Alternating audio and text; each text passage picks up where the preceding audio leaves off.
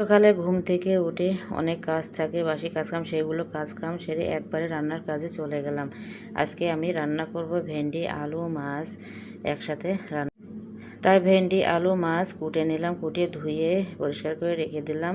সাথে মাছও লবণ দিয়ে, ঝাল দিয়ে, হলুদ দিয়ে একসাথে মাখায় রেখে দিয়েছিলাম। পরে কড়াই চুলার পরে দিলাম, কড়াইটায় তেল দিয়ে ভালো করে তাতায়ে নিয়ে মাছগুলো দিয়ে দিলাম।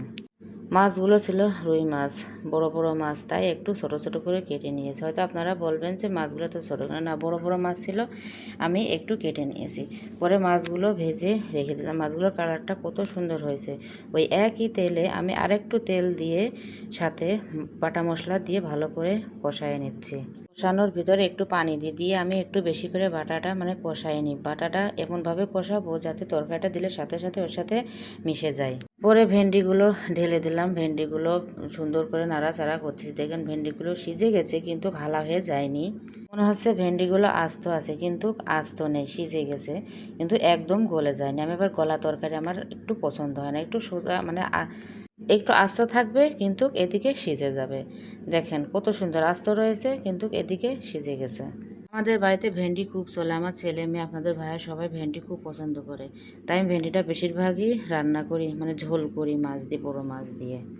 ভাজিটাও অনেক ভালো লাগে, তো ভাজিটা একটু কমই করা হয়, বেশিরভাগই ঝোল করা হয়। এ দেখতে দেখতে আমার তরকারিটা প্রায় হয়েই গেল। মাছগুলো উপরে দিয়ে দিলাম, দিয়ে একটু নেড়ে ছেড়ে নিলাম, নিয়ে কিছুক্ষণ পরে হয়ে গেলে লাবাই নিলাম।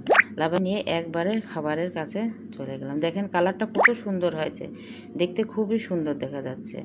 খাবারের কাছে একবারে খেতে দিয়ে দিলাম। সবাই খেতে খুবই মজা লাগেছে, আমার তো খুব ভালো লেগেছে। ভিডিওটা যদি ভালো লেগে থাকে আপনাদের, অবশ্যই লাইক, কমেন্ট, শেয়ার দিয়ে পাশে থাকবেন। এখন কত সুন্দর লাগতেছে, আমার কাছে খাবারটা খুব মজা লাগেছে। আল্লাহ হাফেজ।